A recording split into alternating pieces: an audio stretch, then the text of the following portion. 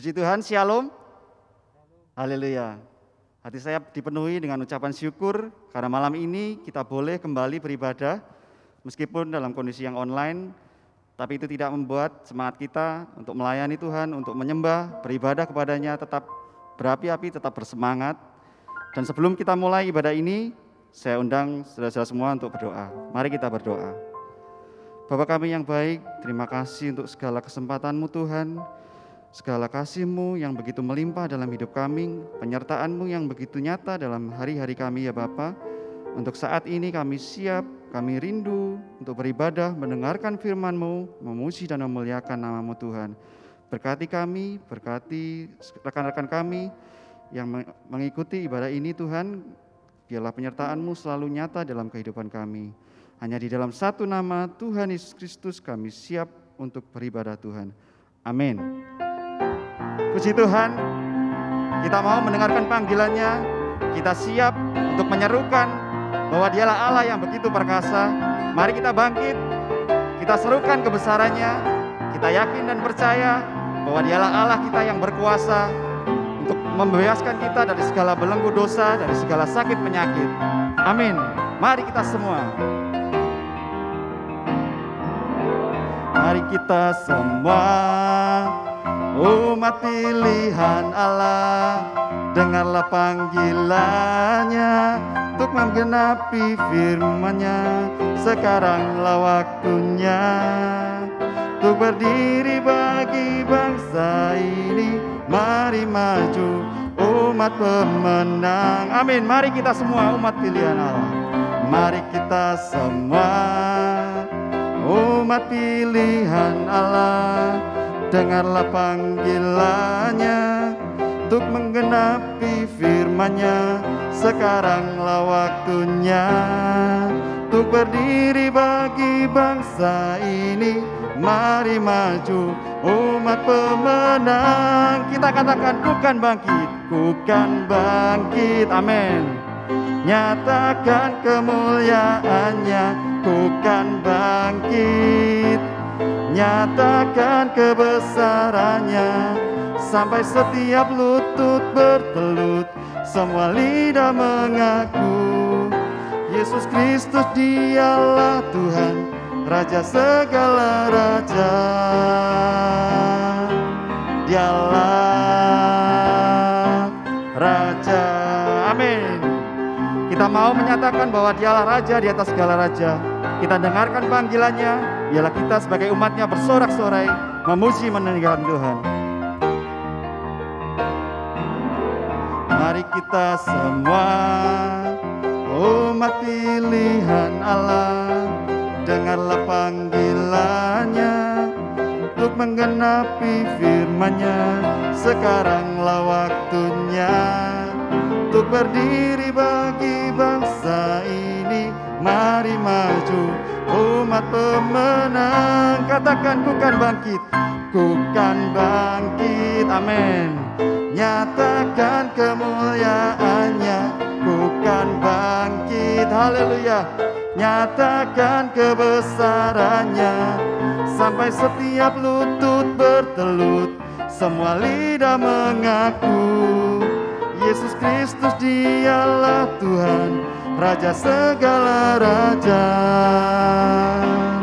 Ku kan bangkit, nyatakan kemuliaan-Nya. Ku kan bangkit, nyatakan kebesarannya sampai setiap lutut bertelut, semua lidah mengaku Yesus Kristus Dialah Tuhan, Raja segala raja.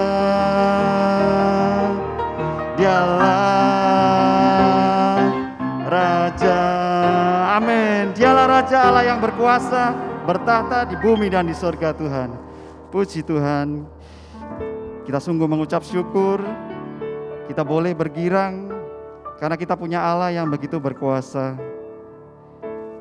Di dalam segenap kehidupan kita, Tuhan tidak pernah lepas dan tinggalkan kita. Saya undang saudara-saudara untuk menyanyi sebuah lagu. Begitu besar kasih Tuhan dalam hidup kita. Dan kita patut bersyukur, malam ini kita patut bersuka cita karena kasih-Nya yang begitu nyata. Oh kiranglah, mari saudara katakan. Oh kiranglah Dia mengasihi kita, Tuhan Yesus amat cinta pada saya. Oh kiranglah, amin. Oh kiranglah,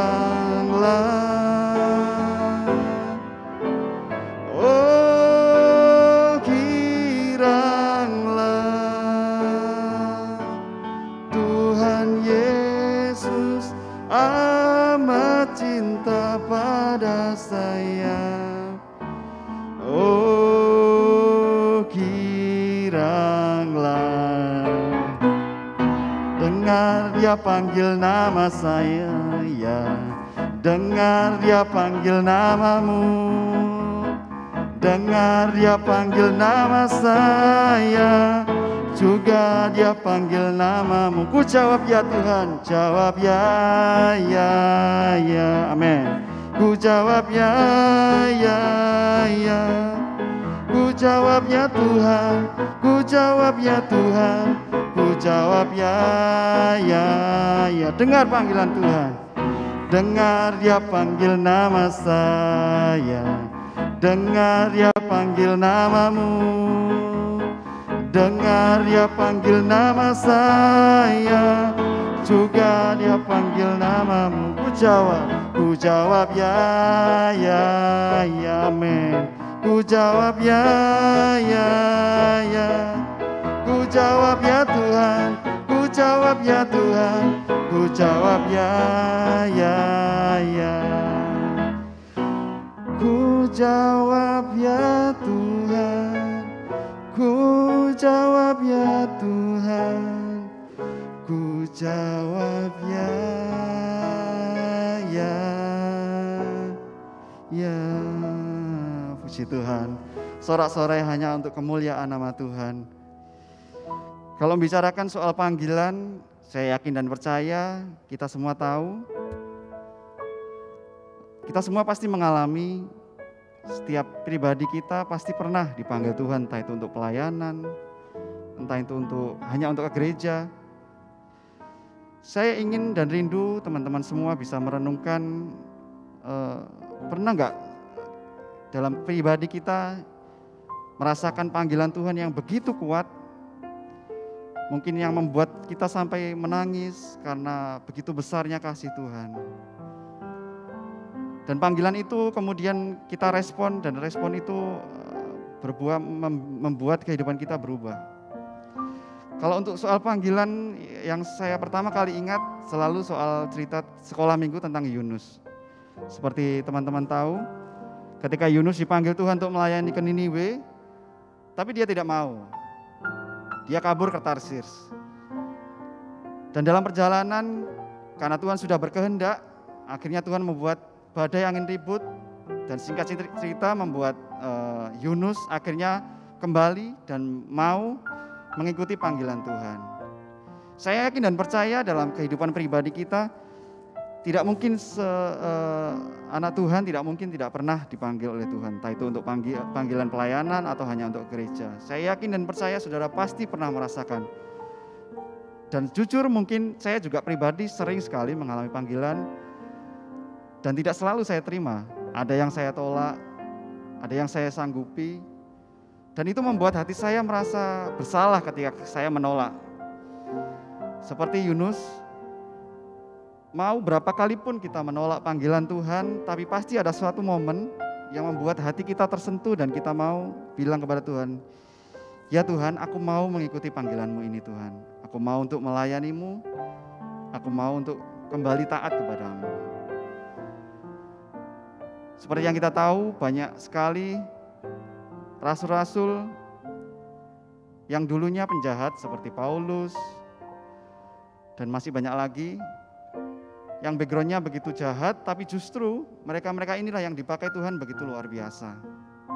Tuhan ini ingin menunjukkan kepada kita, tidak peduli apapun masa lalu kita, apapun perbuatan kita, tetapi ketika Dia memanggil kita, apakah di situ kita siap?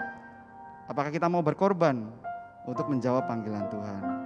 Mungkin saudara-saudara yang ada di rumah, yang lama tidak mengikuti ibadah, tapi mungkin kali ini kebetulan saudara mengikuti ibadah. Mari kita buka hati kita dengarkan panggilan Tuhan. Apa mau Tuhan dalam kehidupan kita? Karena Tuhan itu yang mengenal kehidupan kita. Apapun isi hati kita, pikiran kita, Dia yang mengetahui. Dan kini kita harus percaya dan kita harus merespon panggilan Tuhan.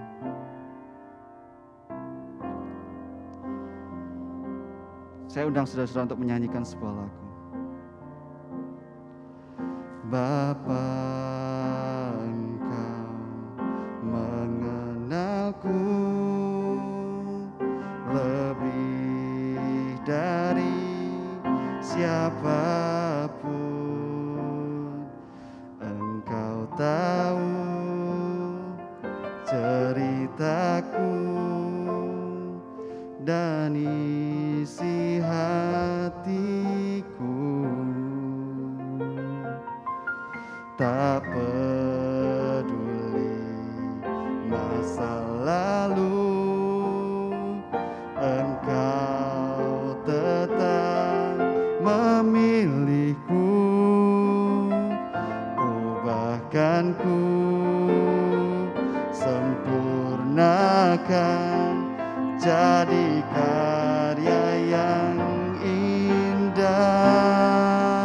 Aku berserah Tuhan. Kini aku percaya tiada yang mustahil bagimu. Kuasa-Mu kuatkanku, dasarku berharap. Amin. Kini aku berserah pada rancangan-Mu bagiku. Ku ikuti panggilan-Mu, ku kan setia sampai akhir hidupku. Tuhan, apapun masa laluku Tuhan, ku ikuti panggilan-Mu Tuhan. Ini hidup kami Tuhan, terima kasih untuk panggilan-Mu ya Bapa. Bapa, Engkau mengenalku lebih dari siapapun. Engkau tahu ceritaku dan isi hatiku. Tak peduli masa lalu, Engkau tetap memilihku. Ubahkanku, sempurnakan, jadi karya yang indah. Aku percaya Tuhan, kini aku percaya tiada yang mustahil bagimu.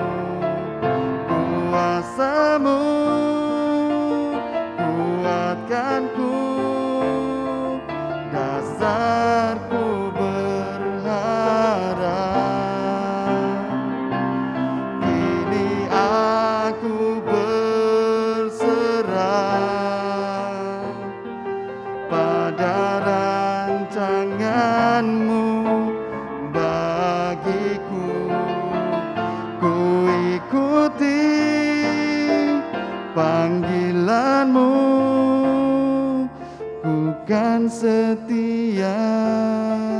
sampai akhir hidupku.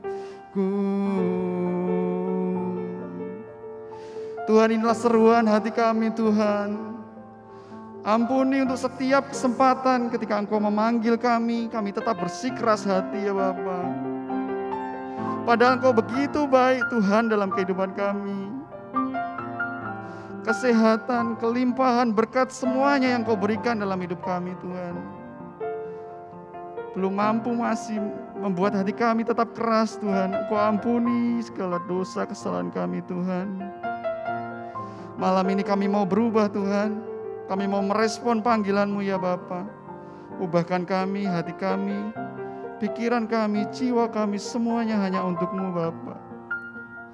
Kami memuji-Mu Yesus. Terima kasih untuk segala kasih-Mu Bapa. Glory hanya bagi kemuliaan-Mu ya Yesus. Terima kasih. Kini aku percaya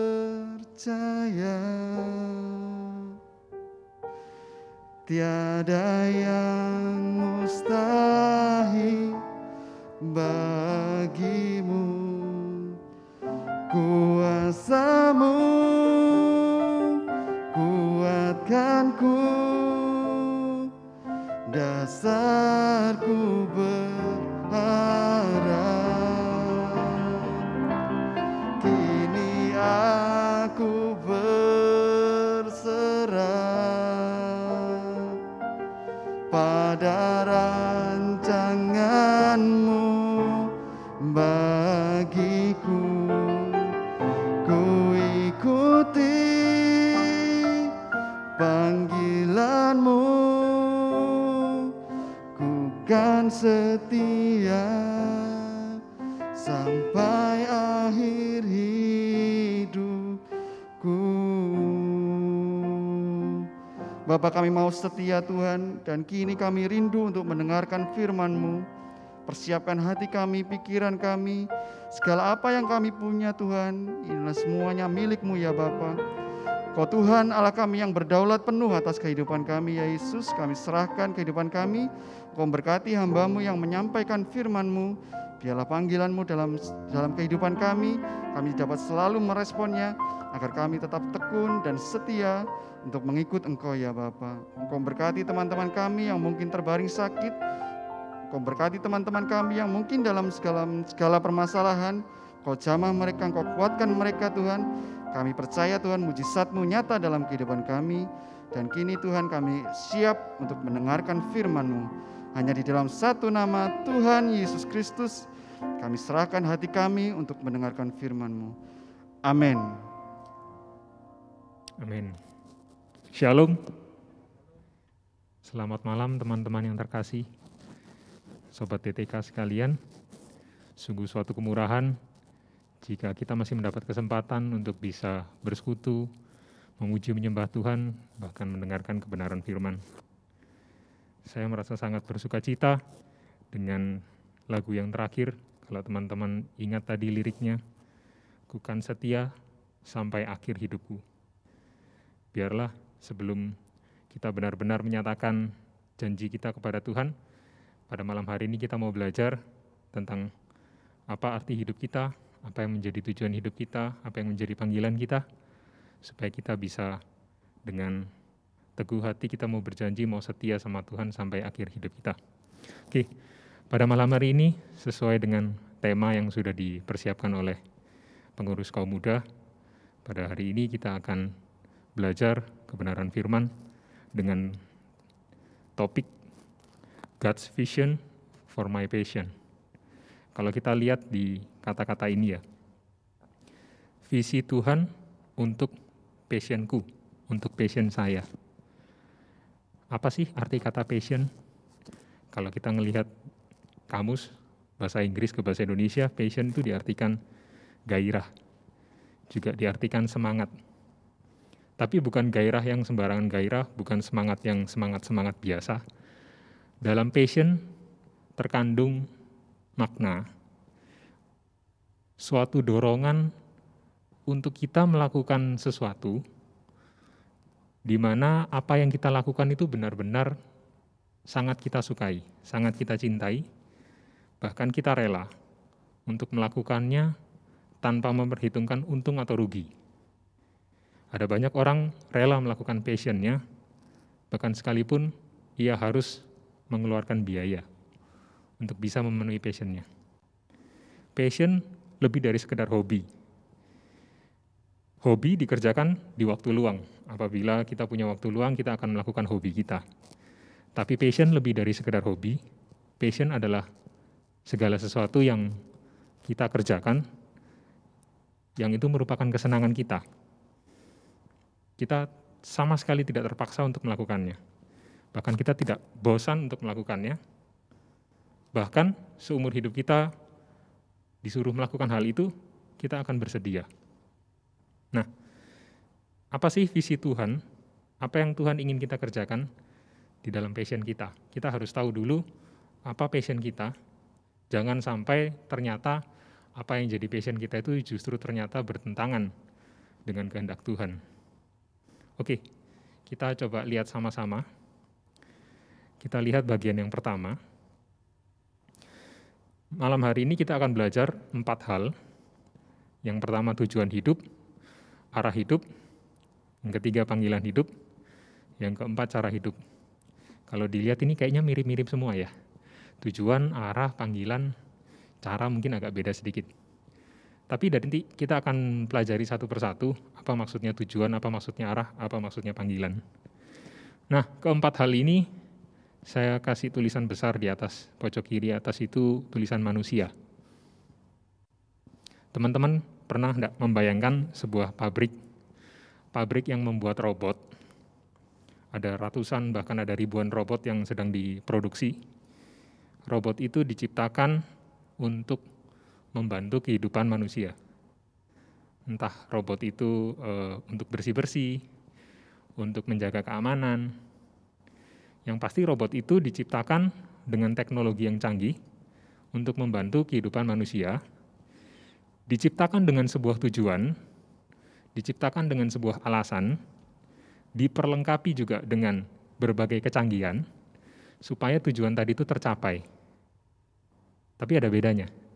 Kalau robot itu diciptakan secara massal, semua robot yang diciptakan punya tujuan yang sama, semua punya maksud yang sama, latar belakangnya juga sama, fungsinya juga sama semua, tidak ada bedanya. Hanya yang membedakan mungkin robot ini diberi nama A01 misalnya, yang ini nomor 02, ini nomor 03. Gitu. Teman-teman, kita manusia diciptakan Tuhan bukan seperti itu. Mungkin ada sebagian kita yang berpikir, sekarang penduduk dunia ini ada sekitar 7 miliar ya. Apakah Tuhan benar-benar menciptakan setiap manusia itu secara detail, sebegitu detail sampai 7 miliar ini semuanya berbeda satu dengan yang lain? Jawabannya iya, teman-teman. Tuhan tidak sedang menciptakan robot. Ada miliaran manusia yang hidup di dunia, dan Tuhan menciptakan setiap kita itu dengan unik. Dengan tujuannya masing-masing, dengan fungsinya masing-masing, dengan alasan masing-masing.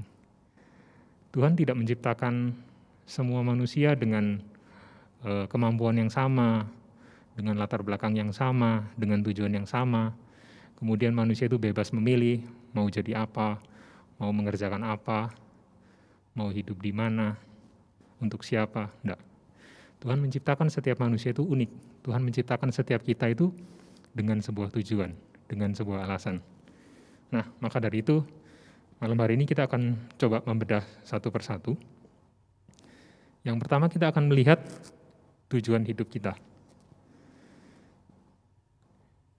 Kita manusia diciptakan untuk sebuah relasi yang intim dengan Tuhan. Kalau kita mengingat relasi yang intim dengan Tuhan, Tuhan menciptakan kita begitu spesial, begitu unik, bukan tanpa tujuan. Kalau kita mau bandingkan kita dengan ciptaan-ciptaan yang lain, dengan hewan, dengan tumbuh-tumbuhan, Tuhan tidak menciptakan mereka untuk berelasi dengan Tuhan. Bahkan Kalau kita mau lihat makhluk ciptaan Tuhan yang lain, yang lebih tinggi dari hewan dan tumbuh-tumbuhan, malaikat katakanlah. Malaikat itu diciptakan memiliki sebuah awal, tapi tidak berakhir. Malaikat itu kekal. Memiliki awal, tapi tidak memiliki akhir. Manusia juga diciptakan seperti itu. Punya awal, tapi tidak ada akhir. Akan hidup untuk seterusnya. Kalau Tuhan kita, Alfa dan Omega, tidak berawal dan tidak berakhir. Tapi kalau teman-teman bayangkan, kalau teman-teman ingat, tidak ada ceritanya Tuhan itu rela mati untuk menebus malaikat yang jatuh. Tidak ada. Hanya kepada manusia, Tuhan mau mati. Tuhan mau menyelamatkan kita. Berarti manusia ini benar-benar spesial di mata Tuhan. Benar-benar berharga, sampai Tuhan itu mau merelakan segalanya. Tuhan mau turun ke dunia untuk menebus kita, untuk menyelamatkan kita. Hanya satu alasan, yaitu cinta. Kalau kita mau pikir, apakah Tuhan mencintai kita, Tuhan mengasihi kita karena kita sempurna? Apa kita terlalu baik? Apa kita terlalu bagus? Enggak, teman-teman. Kita manusia itu hidup penuh dengan kekurangan. Tapi kenapa Tuhan kok mau mencintai kita? Bisa aja sebenarnya Tuhan itu menciptakan suatu makhluk yang tidak bercacat celah, yang tidak bisa memilih untuk melakukan kejahatan. Ciptaan yang senantiasa selalu menyenangkan Tuhan. Tapi kalau Tuhan mau menciptakan kita manusia yang penuh dengan kekurangan dan Tuhan mau mati buat kita, sekalipun dalam keadaan kondisi kita berdosa, itulah cinta. Yang begitu spesial, yang begitu cinta Tuhan itu cinta yang tidak bersyarat. Sekalipun kita penuh dengan kekurangan seperti ini, tapi ya itulah cinta, Tuhan mau cinta kita. Gitu. Nah, sekarang kita bayangkan kalau Tuhan sebegitu mencintai kita, apa respon kita? Kita manusia diciptakan untuk sebuah relasi dengan Tuhan, relasi yang intim.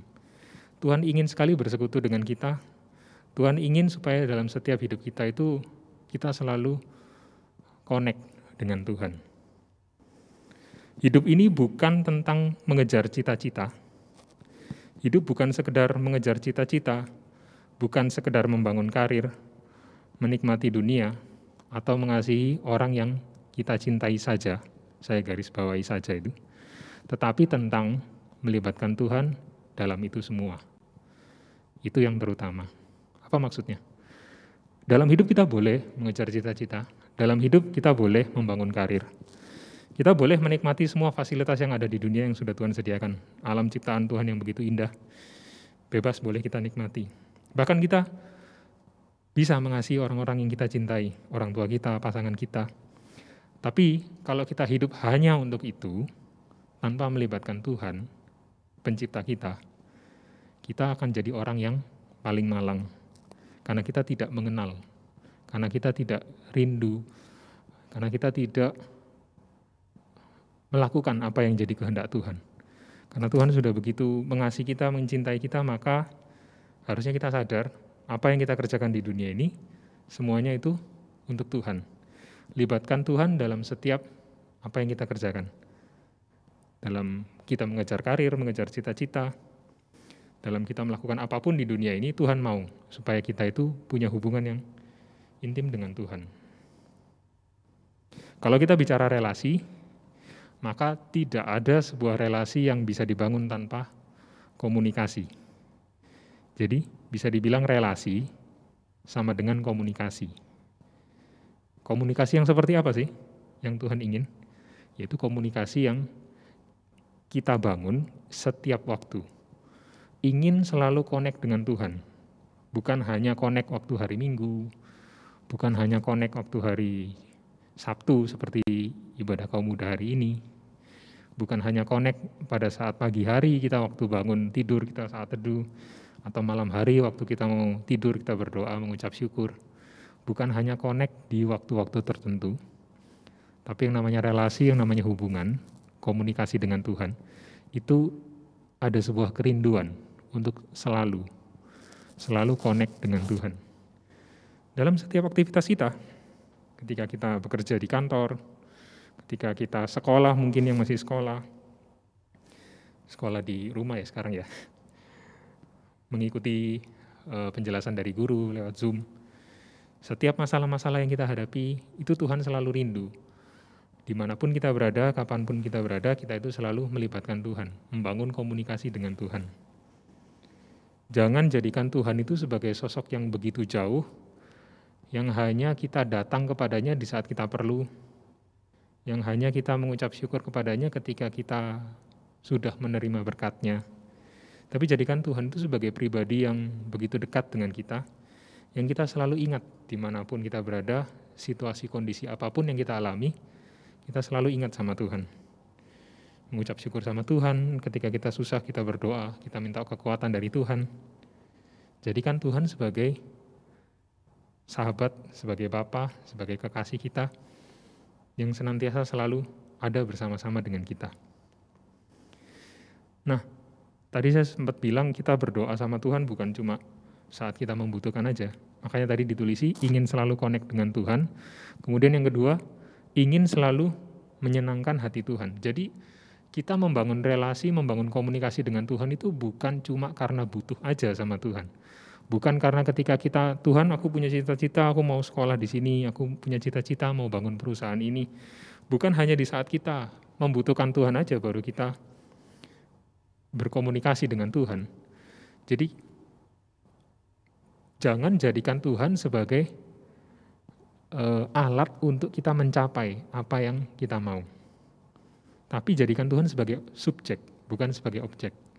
Sebagai subjek di mana kita ingin membangun komunikasi dengan tujuan kita ingin menyenangkan hati Tuhan.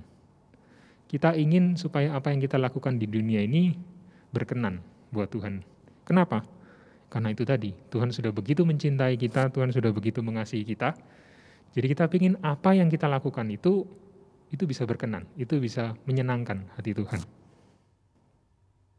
Kalau kita mau lihat contoh di Alkitab, Raja Daud ditulis dalam Mazmur 119, nanti teman-teman boleh cari, di situ dikatakan, dalam satu hari 7 kali aku memuji Tuhan.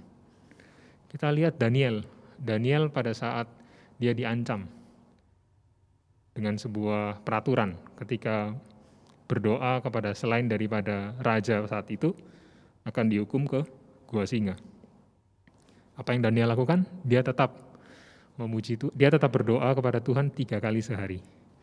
Apa yang Daud lakukan, apa yang Daniel lakukan, itu bukan dilakukan karena rutinitas, bukan dilakukan karena ingin mengejar sesuatu, ingin mendapat jabatan, atau bukan dilakukan karena terpaksa.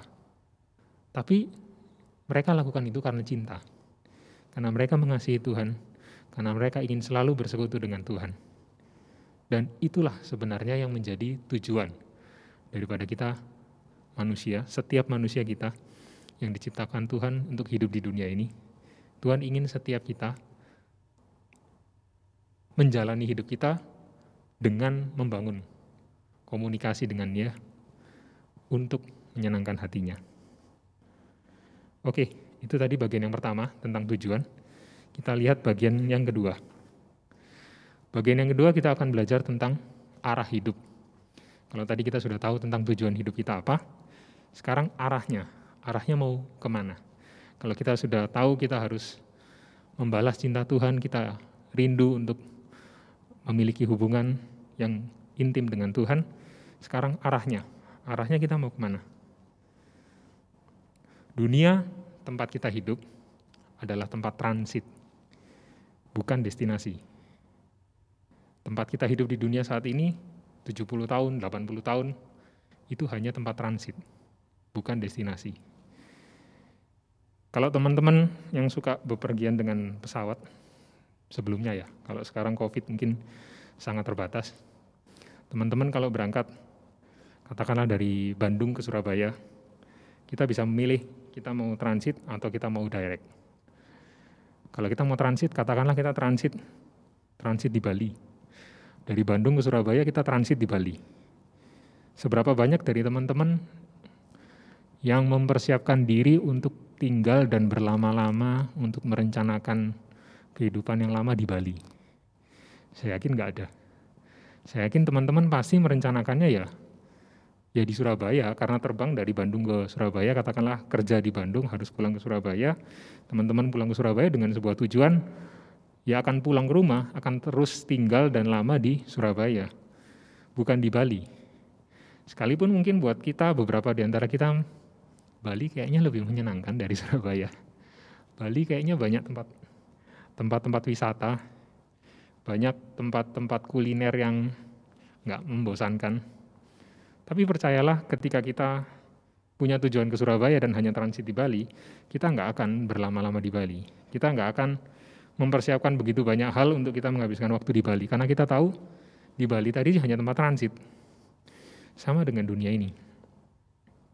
Kalau kita tahu bahwa di dunia ini kita hanya transit, bukan tempat tujuan kita untuk seterusnya, pertanyaannya, apakah kita sudah siap? Siap untuk memasuki tempat tujuan kita nanti? Siap untuk meninggalkan tempat transit kita? Apakah kita sudah siap kalau kita harus meninggalkan dunia dan bertemu dengan Tuhan nanti? Kesiapan kita itu bisa jadi sebuah cerminan untuk kita mengukur seberapa dekat kita dengan Tuhan. Kalau di poin yang pertama tadi kita belajar tentang tujuan hidup, kalau kita sudah begitu rindu, begitu memiliki hubungan yang dekat dengan Tuhan, saya rasa waktu kita ditantang di pertanyaan yang kedua, tujuan hidup kita nggak akan khawatir, kita nggak akan bingung ketika diharuskan harus pulang ke tempat tujuan kita. Bukan berarti kita nggak boleh ya menikmati tempat transit itu. Bukan berarti nggak boleh. Di tempat transit itu banyak yang bisa kita kerjakan dan harus kita kerjakan. Kita hidup di dunia ini bukan cuma sekedar senang-senang 70-80 tahun, tapi kita mengemban sebuah tugas, sebuah misi. Boleh menikmati tempat transit, asalkan bersama dengan Tuhan. Saya tulis di situ jangan salah fokus. Yang harus jadi fokus adalah bersama dengan Tuhannya, bukan menikmati tempat transitnya. Jadi kita dikasih kesempatan sama Tuhan selama umur hidup kita di dunia 70-80 tahun kita bisa menikmati apa yang ada di dunia ini. Kita bisa mengejar cita-cita kita bisa mengejar apa yang jadi target dalam hidup kita. Tapi yang harus jadi fokus kita adalah lakukan itu bersama dengan Tuhan, bukan dilakukan dengan kemauan sendiri. Oke, itu bagian yang kedua ya. Jadi kita sudah belajar tentang tujuan hidup, kita sudah tahu tentang arah hidup kita. Kalau hidup kita di dunia ini hanya sementara, maka kita seharusnya tahu apa yang kita kerjakan bukan untuk seterusnya tinggal di dunia ini. Persiapkan kehidupan kita untuk kehidupan yang sebenarnya nanti. Bangun relasi yang intim dengan Tuhan, cari tahu apa yang jadi kesenangan Tuhan dalam hidup kita, supaya ketika kita menjalani masa transit di dunia ini, kita bisa menjalaninya dengan penuh tanggung jawab, dengan penuh dengan maksimal, bukan disia-siakan hidupnya. Oke, yang ketiga kita akan belajar tentang panggilan hidup. Saya tulis di situ apa yang kita kerjakan di tempat transit. Nah ini menyambung dari apa yang tadi saya sudah bahas. Apa yang kita kerjakan di tempat transit, inilah yang menjadi panggilan hidup kita.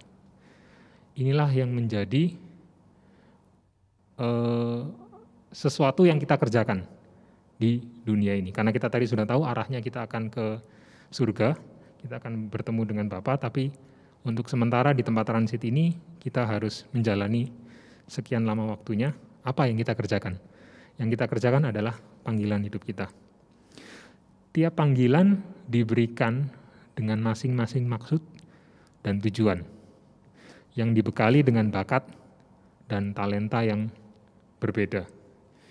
Saya percaya kita semua diberi panggilan oleh Tuhan, berada di dunia ini dengan masing-masing tujuannya, dengan masing-masing kemampuan kita bisa bilang bakat, talenta, skill, apapun itu yang kita percaya Tuhan karuniakan kepada setiap kita. Tuhan memberikan kepada kita kemampuan itu bukan, setiap manusia berbeda, itu bukan karena iseng, bukan karena ya sekedar variasi gitu, biar ada beda-beda gitu. Ada yang kulitnya warna gelap, ada yang terang, ada yang tinggi, ada yang agak pendek. Enggak, Tuhan berikan itu semua itu dengan sebuah alasan, dengan sebuah tujuan. Kita, masing-masing kita ya, lahir di keluarga kita yang sekarang, itu ada tujuannya, itu ada maksudnya. Kita lahir di bangsa kita yang tercinta sebagai penduduk Indonesia, itu ada tujuannya. Kita lahir di latar belakang keluarga dengan etnis tertentu, itu semua ada tujuannya. Jadi, kalau kita bisa mengerti apa yang jadi kemauan Tuhan dalam hidup kita bisa memaksimalkan apa yang Tuhan titipkan sama kita, itu bisa kita pakai dengan utuh, bisa kita pakai dengan maksimal, nggak disia-siakan. Teman-teman, gelas dan cangkir itu kedua bejana yang dipakai untuk mengisi air minum, untuk kita bisa minum. Tapi apa bedanya gelas dan cangkir? Gelas itu umumnya bentuknya polos, ada lubang di atas, lingkaran gitu. Sedangkan cangkir biasanya modelnya lebih pendek dan ada pegangannya. Kita pakai cangkir waktu kita mau minum sesuatu yang panas, kita pakai gelas untuk kita minum sesuatu yang dingin atau yang biasa. Kenapa cangkir ada pegangannya, kenapa gelas tidak ada? Karena di cangkir itu pada saat diisi air panas, supaya tangan kita megang tidak panas, tidak terlalu panas, kita pegang di bagian pegangannya. Gelas dan cangkir bukan berbicara mana yang lebih mahal, mana yang lebih murah. Bukan berbicara mana yang lebih bagus, mana yang lebih jelek. Bukan berbicara mana yang lebih sering dipakai, mana yang enggak sering dipakai. Mana yang lebih menonjol, mana yang enggak.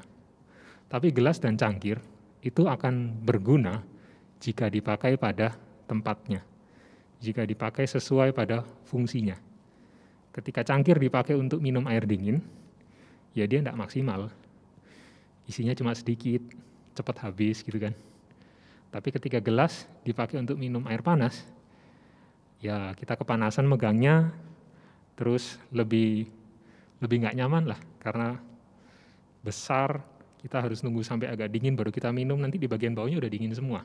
Makanya cangkir itu umumnya lebih kecil ukurannya, supaya kita bisa menghabiskan semua air yang dalam suhu panas itu, ya dalam waktu yang cukup. Begitu juga dengan hidup kita. Setiap kita, saya percaya pasti Tuhan lengkapi dengan bakat dan talenta masing-masing. Ada yang punya talenta untuk main musik, ada yang enggak.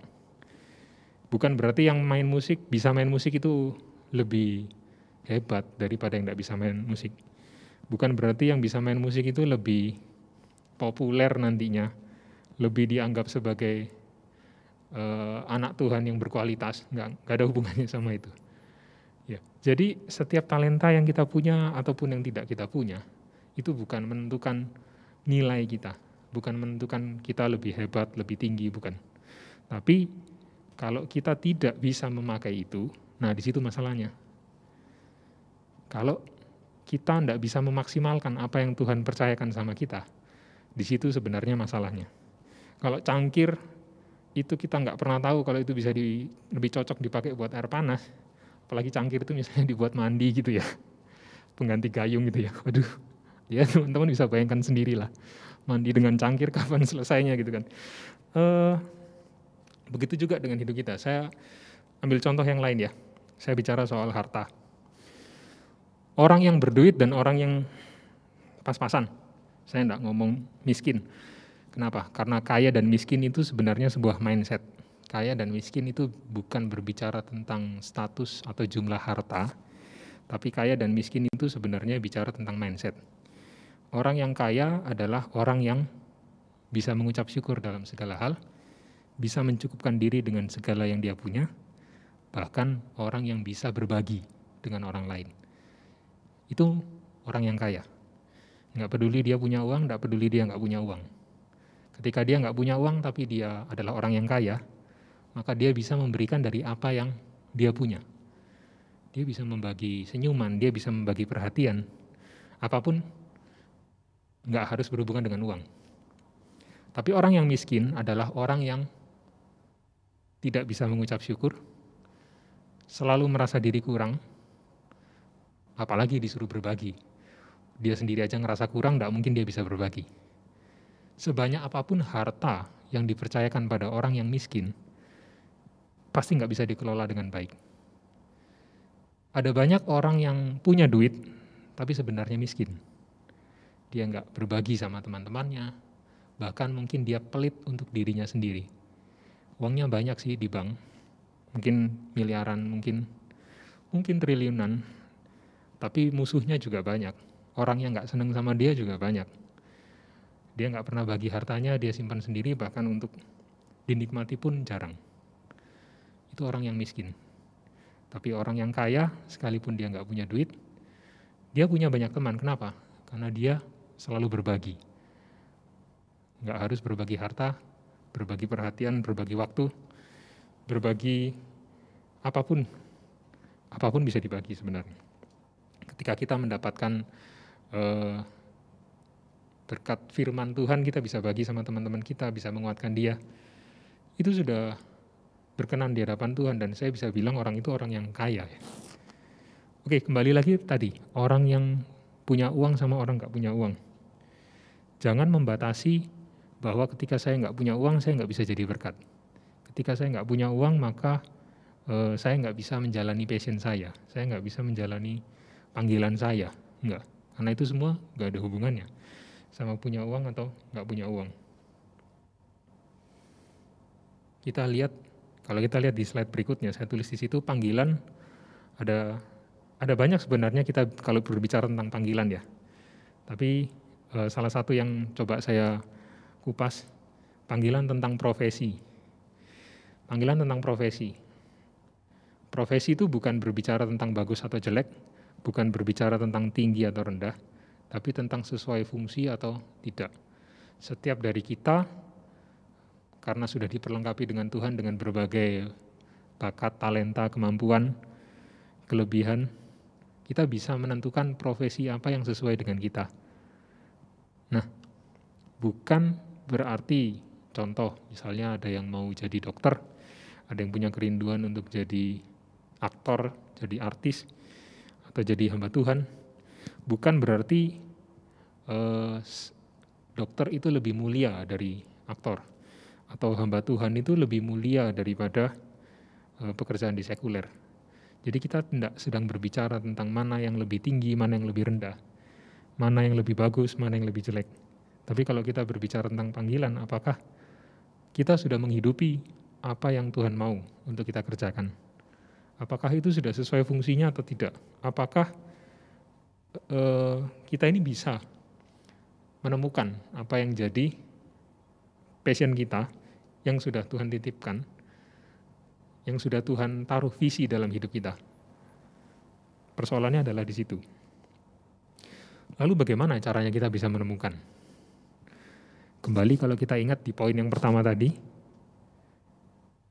membangun komunikasi dengan Tuhan.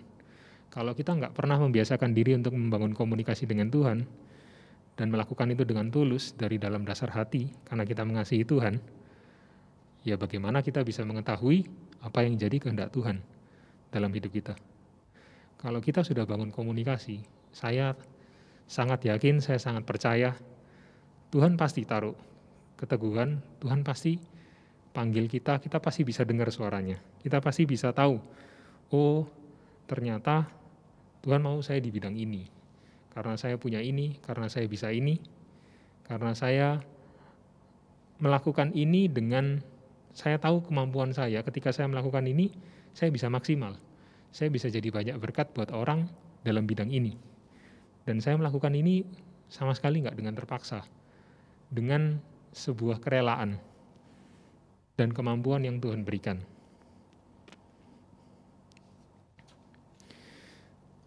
Ada sebuah gambaran orang yang berkata, rasa es krim favorit saya adalah rasa coklat. Kenapa? Ya karena dari kecil saya makannya cuma es krim coklat, rasa coklat. Ya nggak heran dibilang rasa es krim favoritnya coklat, soalnya dia nggak pernah nyobain yang lain.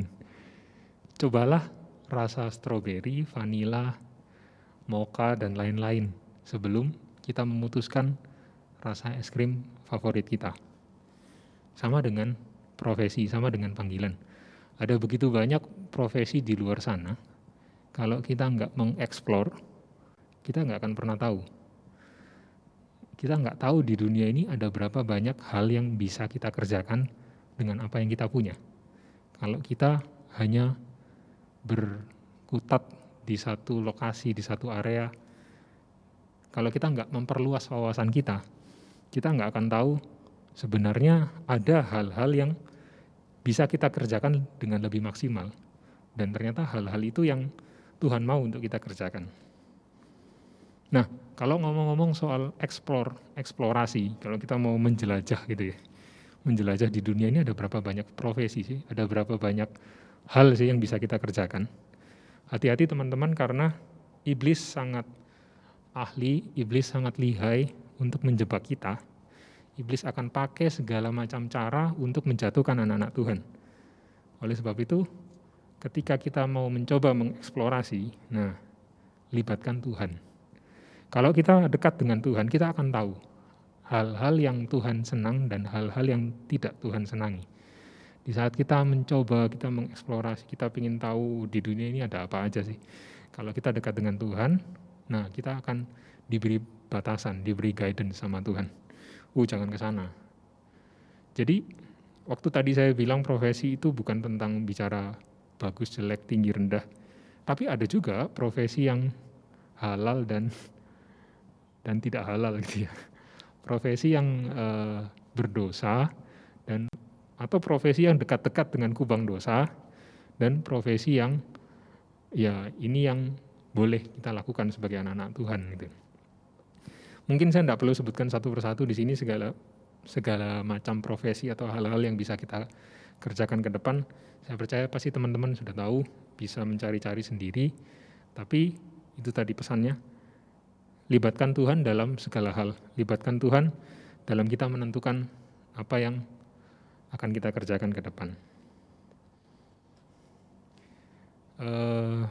Tadi saya sempat tulis panggilan tentang berpasangan. Saya bahas sedikit aja. Mungkin karena waktu juga nggak mencukupi, mungkin di lain waktu kalau ada kesempatan mungkin pembicara yang lain juga bisa membahas panggilan tentang berpasangan. Ada orang yang terpanggil untuk menikah, ada orang yang terpanggil untuk hidup selibat. Kita sebagai anak-anak Tuhan, apalagi di usia kita, usia remaja, usia dewasa muda, ketika kita sudah mulai beranjak dewasa, ketika kita sudah mulai mempertimbangkan untuk mencari pasangan hidup, sebelum kita berdoa untuk mencari pasangan hidup kita, jauh lebih bagus kalau kita berdoa, kita tanya sama Tuhan, Tuhan, apakah aku terpanggil untuk menikah? Apakah aku terpanggil untuk hidup selibat? Hidup selibat itu tidak menikah ya. Karena Tuhan menciptakan Adam dan Hawa. Memang sih gambaran pernikahan di dunia itu suatu gambaran yang sangat baik untuk kita bisa mengerti cinta Tuhan kepada kita manusia, untuk kita bisa mengerti hubungan Kristus dengan mempelainya. Itu bisa kita lihat, bisa kita banyak sekali pelajari lewat hubungan pernikahan. Tapi untuk beberapa orang yang punya karunia khusus, yang mungkin Tuhan tetapkan untuk hidup selibat, untuk hidup tidak menikah. Nah, kalau orang yang terpanggil sebenarnya hidupnya untuk tidak menikah dan dia memaksakan menikah, atau sebaliknya, orang yang terpanggil untuk menikah tapi dia mengolor-olor waktu atau dia memutuskan dengan kehendak hatinya sendiri untuk tidak menikah karena mungkin pengalaman-pengalaman buruk atau trauma-trauma yang pernah dialami. Kalau orang tidak menghidupi panggilannya, percayalah orang itu nggak akan maksimal. Saya ambil contoh penginjil. Penginjil yang terpanggil untuk tidak menikah, tapi dia memaksakan untuk menikah, maka mungkin dalam pelayanannya dia akan tanda kutip terganggu ya dengan kehidupan.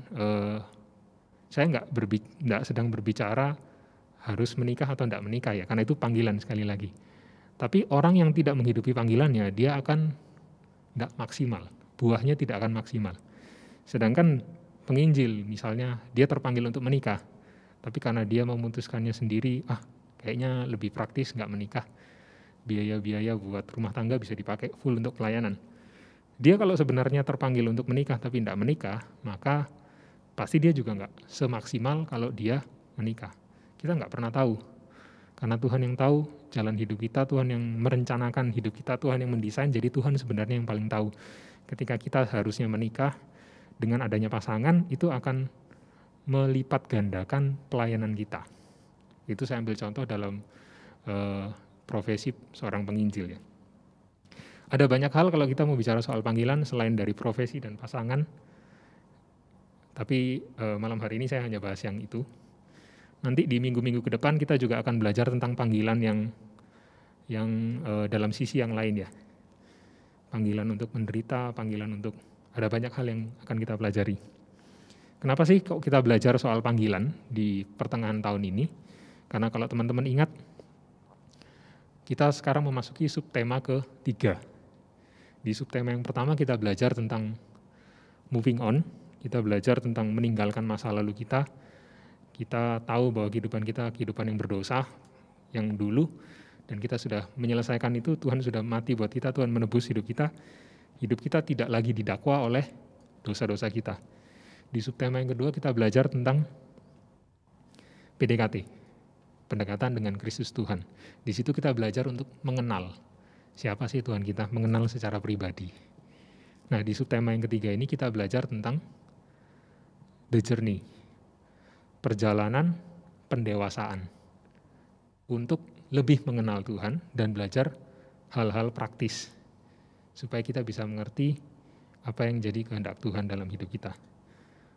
Makanya itu waktu kita mau belajar tentang hal-hal praktis, kita harus tahu dulu apa yang jadi tujuan hidup kita, apa yang jadi arah hidup kita, apa yang jadi panggilan kita, dan bagaimana cara menghidupinya. Oke, itu bagian yang ketiga, kita akan masuk ke bagian yang keempat. Bagian yang keempat kita akan masuk tentang cara hidup. Kalau kita lihat di slide berikutnya, tentang manusia bertumbuh lewat adanya masalah. Manusia bertumbuh lewat adanya masalah. Masalah ada bukan untuk dihindari, tapi untuk dihadapi, untuk dikerjakan, dan diselesaikan bersama dengan Tuhan. Nah, kenapa kok waktu kita bahas cara hidup, saya garis bawahi soal masalah. Apa hubungannya cara hidup dan masalah? Karena Tuhan banyak mengajar kita itu lewat masalah. Tuhan banyak membentuk kita itu lewat masalah. Manusia tumbuh lewat adanya masalah. Tanpa ada masalah, manusia akan berada di zona nyaman. Manusia akan menjadi kerdil. Manusia nggak akan bertumbuh. Masalah itu yang memaksa kita untuk bertumbuh. Masalah itu yang akan memaksa kita untuk keluar dari zona nyaman. Dan di situ kita akan belajar jauh lebih banyak tentang kehidupan. Kita lihat di poin berikutnya, melalui masalah kita akan belajar lebih mengenal ada 3 hal. 3 hal yang akan kita dalami, yang lebih kita kenal lewat adanya masalah. Yang pertama, lewat masalah kita belajar lebih mengenal Tuhan. Kenapa? Karena lewat masalah kita akan mengerti cara Tuhan bekerja dalam hidup kita. Karena lewat masalah kita akan mengerti apa yang jadi sifat, apa yang jadi kehendak Tuhan dalam hidup kita. Saya sangat diberkati dengan firman Tuhan kalau teman-teman mengikuti ibadah streaming hari Minggu, kira-kira 2 minggu yang lalu ya. Situ kita belajar bahwa masalah itu Tuhan izinkan terjadi dalam hidup kita, itu untuk membuat kita lebih mengerti apa maksud Tuhan dalam hidup kita. Jadi seringkali kita itu terjebak fokus pada masalahnya. Tapi sebenarnya ada yang Tuhan mau sampaikan dalam hidup kita lewat masalah itu sendiri. Mungkin ada yang berpikir kalau ikut Tuhan tetap ada masalah, orang dunia juga ada masalah, terus apa bedanya ikut Tuhan? sama anak dunia. Apa bedanya anak Tuhan sama anak dunia kalau gitu? Sama-sama ada masalah. Yang membedakan anak Tuhan dan anak dunia bukan pada ada atau tidak adanya masalah. Ikut Tuhan tetap pasti ada masalah. Bahkan mungkin waktu ikut Tuhan masalahnya tambah banyak, tambah besar. Tapi yang membedakan antara anak Tuhan dan anak dunia adalah cara meresponi masalah itu. Kalau anak dunia meresponi masalah dengan kekuatannya sendiri, dengan apa yang dia tahu, bahkan anak dunia akan menghalalkan segala cara, akan mencari segala cara untuk bisa keluar dari masalah itu. Buatnya masalah adalah sesuatu yang harus dihindari.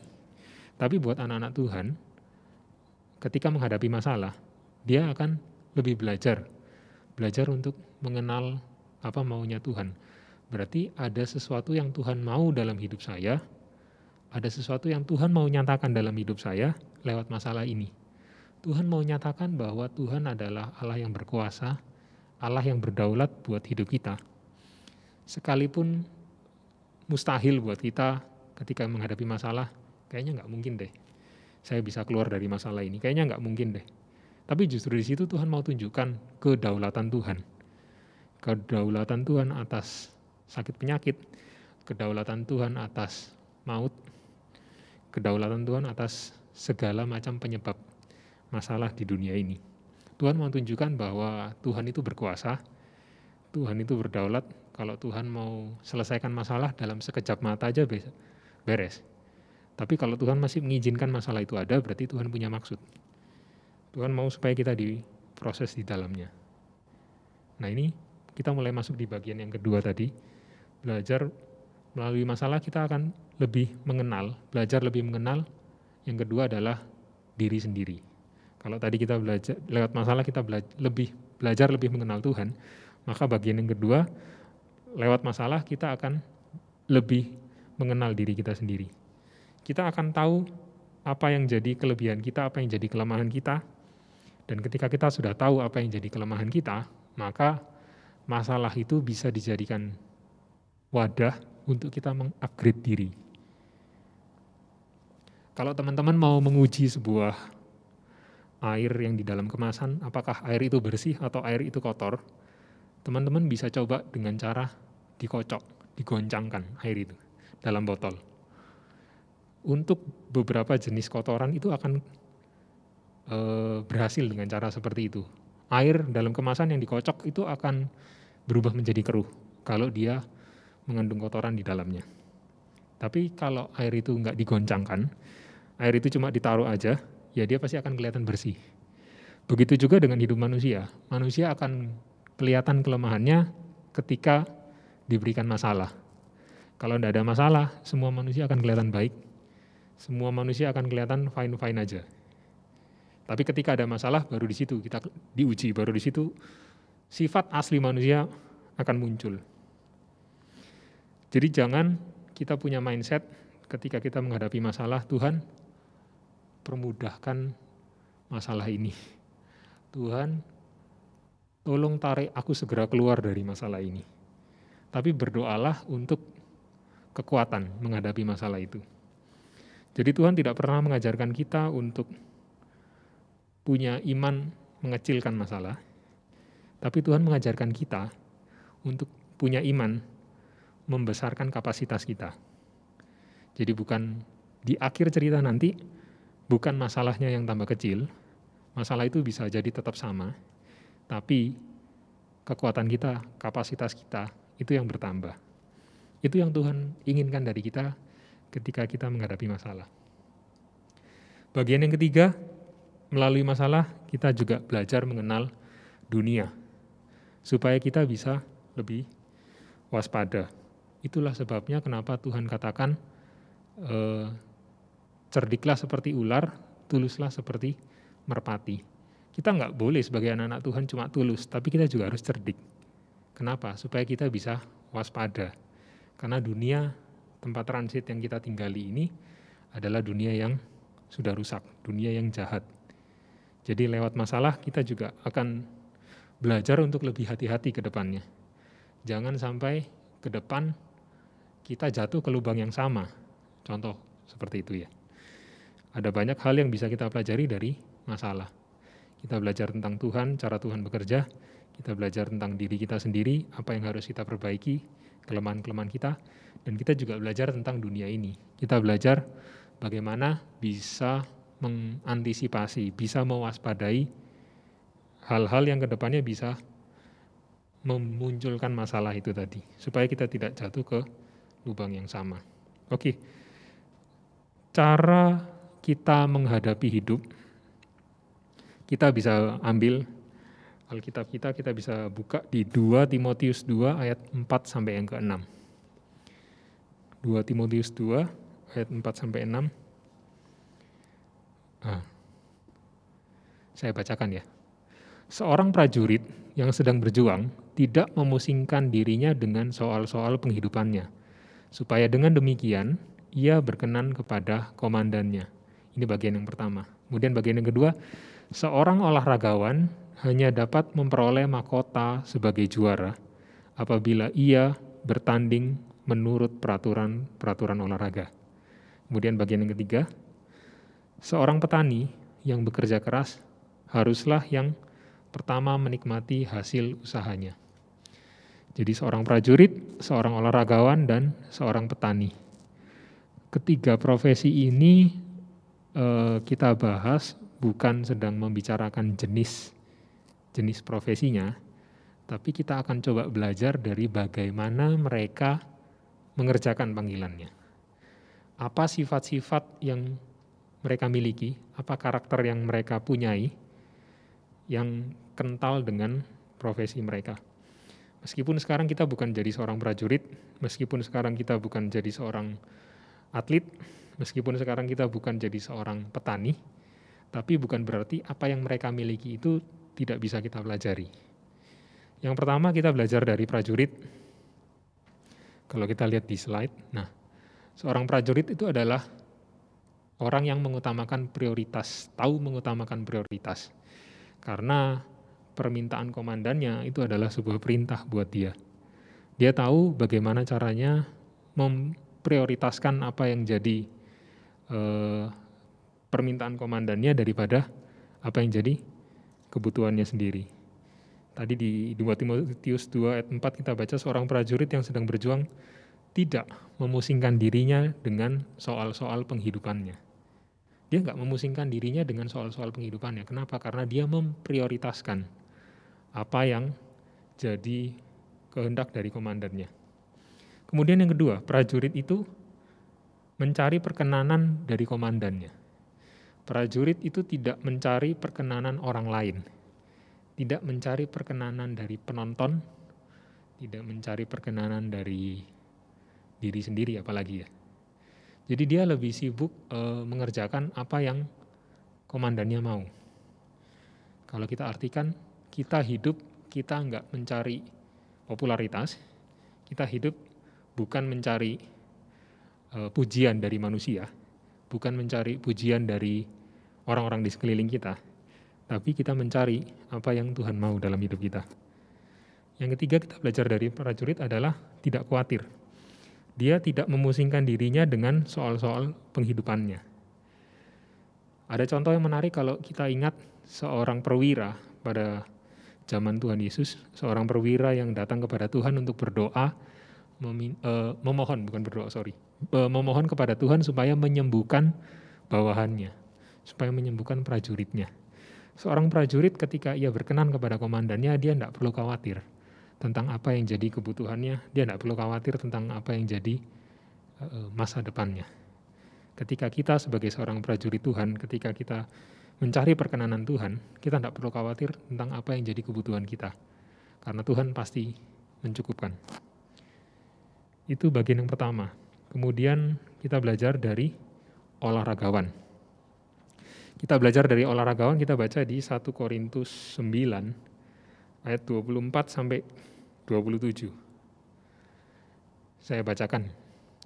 Tidak tahukah kamu bahwa dalam gelanggang pertandingan semua peserta turut berlari, tetapi bahwa hanya satu orang saja yang mendapat hadiah. Karena itu larilah begitu rupa sehingga kamu memperolehnya. Tiap-tiap orang yang turut mengambil bagian dalam pertandingan menguasai dirinya dalam segala hal. Mereka berbuat demikian untuk memperoleh suatu mahkota yang fana, tetapi kita untuk memperoleh suatu mahkota yang abadi.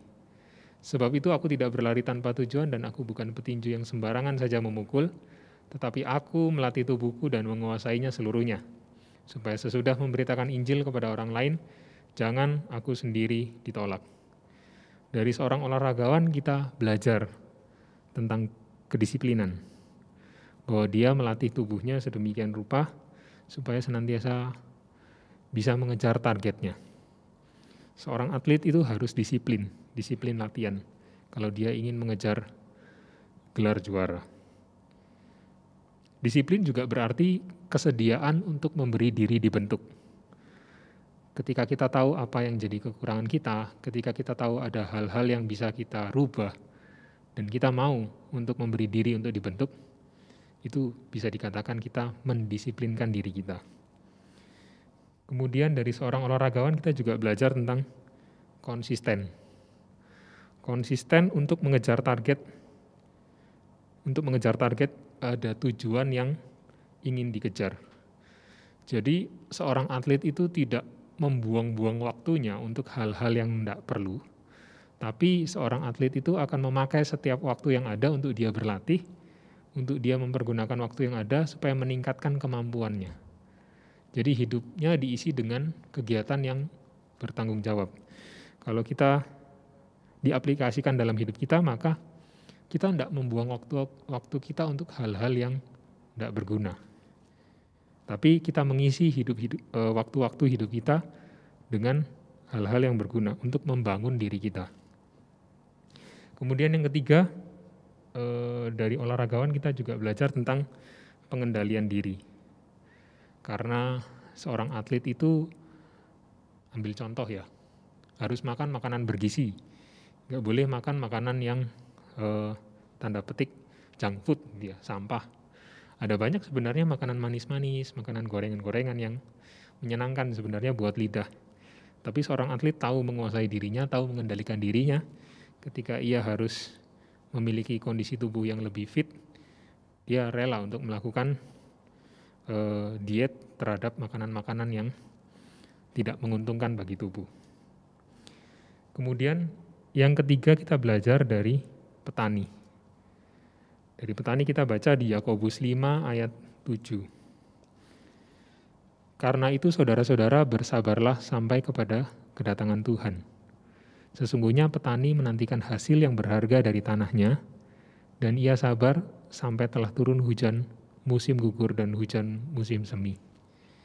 Dari seorang petani, kita belajar tentang bekerja keras. Petani adalah orang yang tidak pantang menyerah. Dia orang yang tekun melakukan apa yang menjadi tugasnya, apa yang menjadi pekerjaannya. Dan dia melakukan itu dengan kerja keras, dia tidak bersantai-santai. Seorang petani itu juga seorang yang sabar menantikan hasil. Jadi petani itu orang yang tidak mudah putus asa. Ketika kita berusaha mencari, menggali, melakukan apa yang menjadi panggilan kita harus punya karakter seperti petani ini. Karakter yang mau bekerja keras, karakter yang tidak mudah putus asa, dan yang sabar menantikan hasil. Kalau teman-teman lihat ini prajurit, olahragawan, petani, kok kayaknya banyak banget yang harus dihafalkan atau yang harus dikerjakan. Tapi untuk memudahkan kita bisa ambil seorang sosok, yaitu Tuhan Yesus sendiri. Tuhan Yesus pada saat di dunia melakukan pekerjaannya, melakukan panggilannya. Kalau kita mau cocokkan dalam 3 poin tadi, sifat dari karakter dari seorang prajurit, olahragawan maupun petani, Tuhan Yesus punya itu semua. Mengutamakan prioritas, ya. Tuhan Yesus waktu di dunia dia mengerjakan apa yang jadi kehendak Bapa, bukan jadi kehendaknya sendiri. Ia mencari perkenanan Tuhan, bukan mencari perkenanan dunia. Pada saat itu bangsa Israel sangat menantikan seorang Mesias untuk memerintah atas mereka.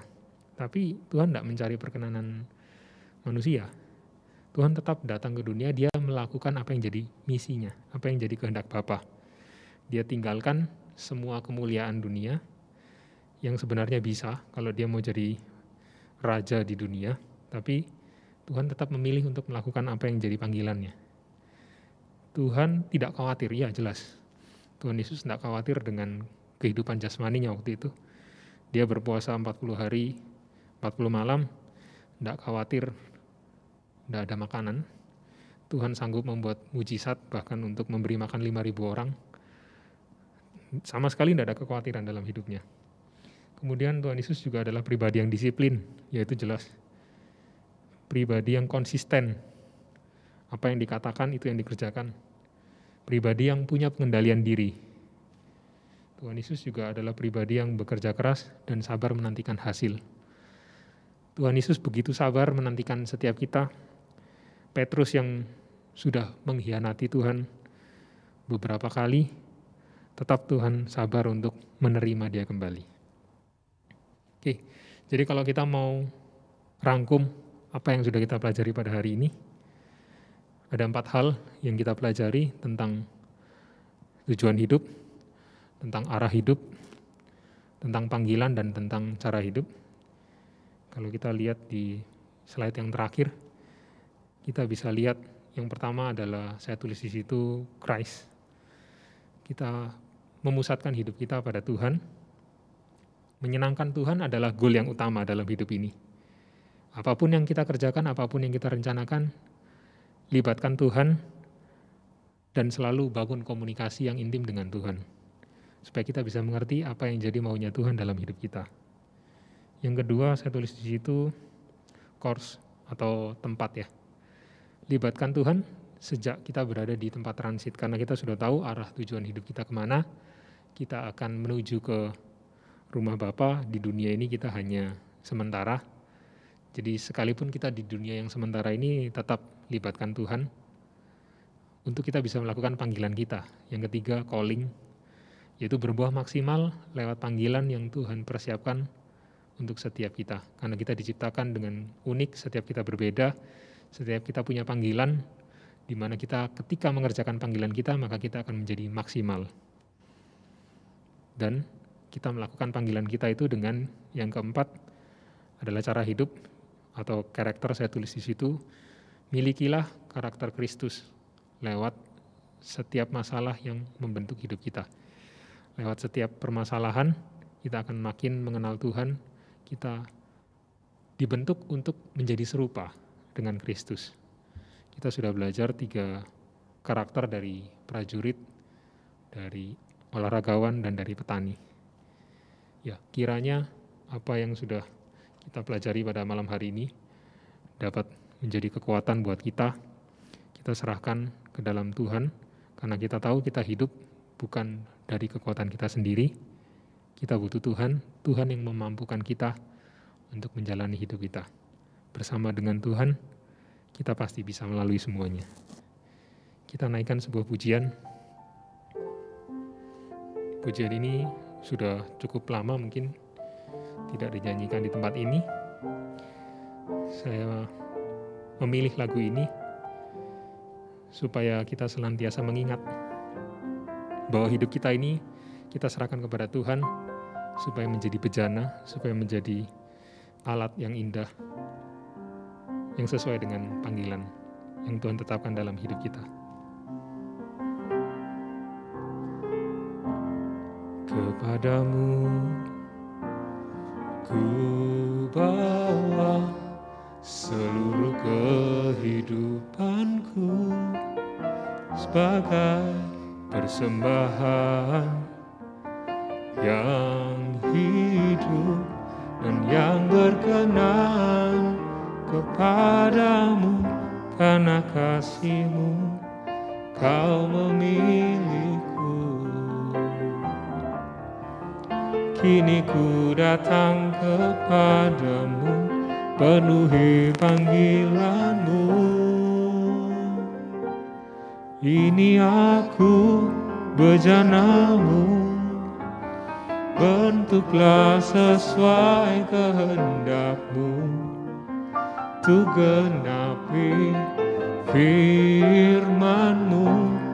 Oh Yesusku, jadikanku alat yang indah di mata-Mu. bejana yang sempurna seperti-Mu. Kita ulang sama-sama lagu ini dari atas. Kita resapi setiap liriknya. Hanya kepadamu ku bawa seluruh kehidupanku sebagai persembahan yang hidup dan yang berkenan kepadamu, karena kasih-Mu Kau memilihku. Kini ku datang kepadamu, penuhi panggilan-Mu.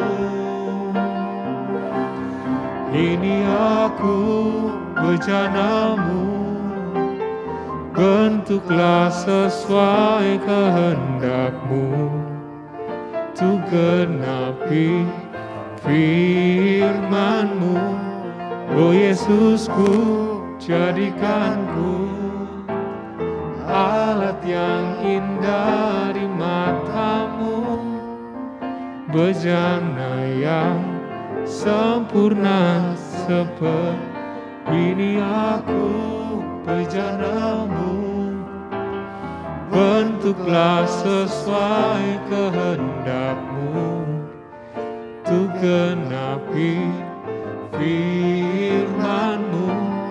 Oh Yesusku, jadikanku alat yang indah di mata-Mu, bejana yang sempurna seperti ini aku bejana-Mu, bentuklah sesuai kehendak-Mu, untuk genapi firman-Mu. Oh Yesusku, jadikanku alat yang indah di mata-Mu, bejana yang sempurna seperti-Mu.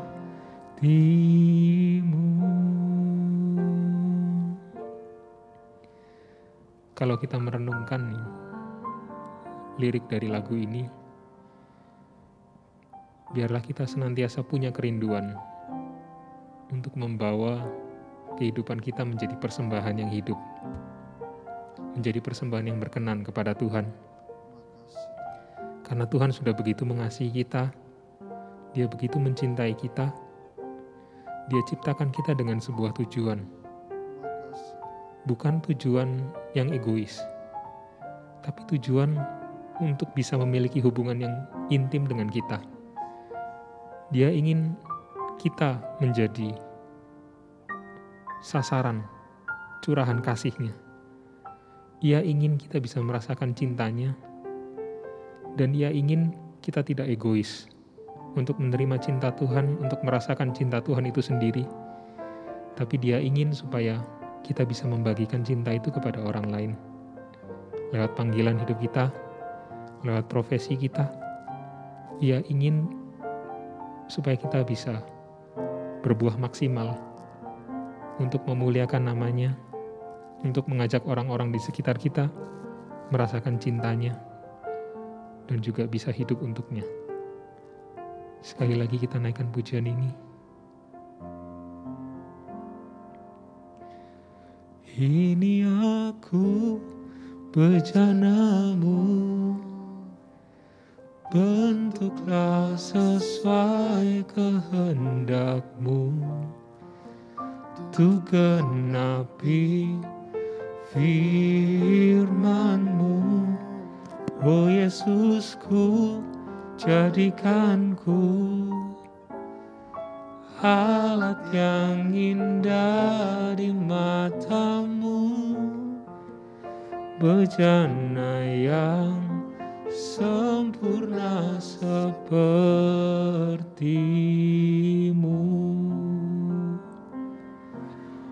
Oh Yesusku, jadikanku alat yang indah di matamu, bejana yang sempurna sepertimu,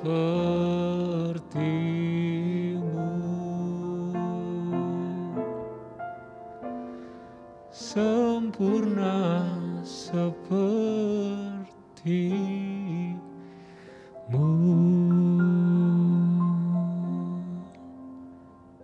Biarlah ini menjadi kerinduan dari setiap hati kami, Tuhan. Menjadi bejana yang sempurna, menjadi bejana yang menyenangkan hati-Mu. Tuhan Yesus, pada malam hari ini kami berdoa, mungkin belum setiap kami mengetahui apa yang jadi panggilan kami. Mungkin kami masih dalam studi kami, masih dalam sekolah kami, Tuhan. Kami masih bahkan belum tahu apa yang menjadi keinginan kami, kerinduan kami untuk menentukan karir dan masa depan kami. Tapi kami mau percaya, Tuhan, pada malam hari ini kebenaran-Mu sudah disampaikan. Kami mau percaya bahwa Engkau memiliki tujuan untuk setiap kami. Engkau punya rencana yang indah untuk setiap kami. Engkau ingin supaya hidup kami di dunia ini tidak kami habiskan dengan sia-sia, tapi kami kerjakan bersama dengan Engkau untuk memuliakan nama-Mu, untuk menjadi berkat untuk sesama kami. Tuhan, kami berdoa lewat kerinduan ini kiranya Engkau mau nyatakan apa yang jadi panggilan-Mu dalam setiap kehidupan kami. Engkau mau tunjukkan, Tuhan, apa yang jadi kelebihan kami, talenta kami yang sudah Engkau percayakan kepada kami. Apa yang menjadi kebutuhan orang-orang di luar sana yang lewat kehidupan kami bisa menjadi solusi atas hidup mereka. Biarlah itu yang Engkau teguhkan, tetapkan kepada setiap kami, untuk kami jalani menjadi panggilan dalam hidup kami. Tuhan berkati setiap kami, berkati anak-anak-Mu, berkati teman-teman kami, berkati studi kami, berkati keluarga kami, berkati pekerjaan kami, bahkan berkati pelayanan kami. Biarlah setiap firman yang telah ditaburkan, biarlah Roh Kudus-Mu sendiri yang berkarya lebih lanjut dalam setiap kehidupan kami, dan berikan kami kemampuan, Tuhan, untuk bisa melakukan kebenaran firman-Mu. Terima kasih, Tuhan, terpujilah nama-Mu.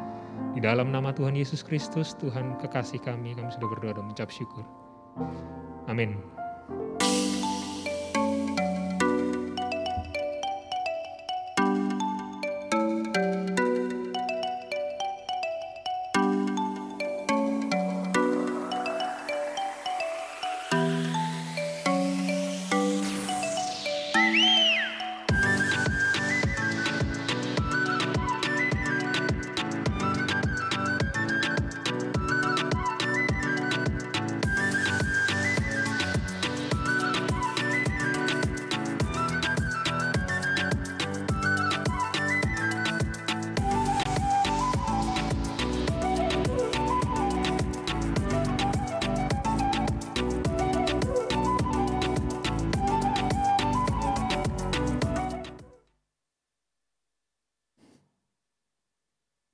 Ya, kita sudah melihat pengumuman, ada permohonan doa.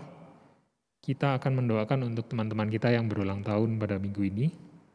Mengucap syukur untuk perpanjangan usia pada tanggal 27 Juni, Saudari Iren Deiti, tanggal 30 Juni, Bapak Ketua Pemuda kita, David Aquila Kasih, tanggal 30 Juni, Caroline Sitompul, dan tanggal 3 Juli, Olinda Tabita. Mari kita tundukkan kepala, kita berdoa. Bapa, kami mengucap syukur untuk waktu yang indah yang sudah Engkau berikan kepada kami. Pada malam hari ini Tuhan, meskipun lewat live streaming, kami telah beribadah, kami telah memuji, menyembah Engkau, bahkan kami sudah diberkati dengan kebenaran firman-Mu. Tuhan, pada malam hari ini kami juga mau berdoa untuk teman-teman kami yang berulang tahun. Tuhan, siapapun yang telah namanya kami sebutkan tadi, kiranya Engkau mau berkati mereka dalam apapun yang mereka kerjakan, dalam keluarga mereka, dalam studi mereka, dalam pekerjaan mereka, bahkan dalam pelayanan mereka, Tuhan. Supaya apa yang mereka kerjakan ini senantiasa menyenangkan Engkau, supaya apa yang mereka kerjakan ini dapat berbuah, dapat menyenangkan Engkau, dan dapat menjadi berkat untuk orang-orang yang ada di sekitar mereka. Tuhan Yesus, kami juga mau berdoa untuk kondisi yang dialami oleh bangsa kami, yang dialami oleh seluruh manusia di tempat ini Tuhan, di dunia ini. Kiranya Engkau memberikan hikmat-Mu untuk setiap kami bisa menaati setiap kebijakan yang sudah ditetapkan demi kesehatan kami bersama. Berikan kami kekuatan Tuhan untuk bisa menjalani badai ini, masalah ini.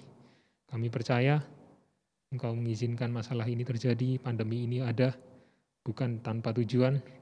Ajar kami Tuhan belajar dari setiap masalah yang Kau izinkan terjadi, supaya kami makin mengenal Engkau, kami makin mengenal diri kami sendiri, dan kami dipersiapkan untuk menghadapi hal-hal yang ke depan lebih baik lagi. Tuhan berkati pemerintah kami yang sudah memikirkan, yang sudah berjuang, berupaya dalam mengatur negeri ini. Tuhan berkati Bapak Gembala dan penatua majelis di tempat ini Tuhan. Berkati ketua kaum muda kami, berkati para pengurus, supaya apa yang direncanakan, apa yang disusun ke depannya, semuanya dapat menjadi berkat, dapat mempermuliakan nama-Mu. Sebentar Tuhan kami akan berpisah, kiranya kasih karunia-Mu tetap menyertai kami, tetap beserta dengan kami, menyertai aktivitas kami, supaya kami dapat senantiasa mempermuliakan nama-Mu, bahkan pertemuan kami kembali juga Tuhan dalam ibadah-ibadah yang mendatang. Terima kasih Tuhan, kiranya kasih karunia dari Engkau, dari Allah Bapa, Allah Putra dan Roh Kudus di dalam nama Tuhan Yesus Kristus, senantiasa beserta dengan kita, memberkati kita mulai malam hari ini, sampai Tuhan Yesus datang kembali. Dalam nama Tuhan Yesus Kristus, kami berdoa, kami mengucap syukur. Amin.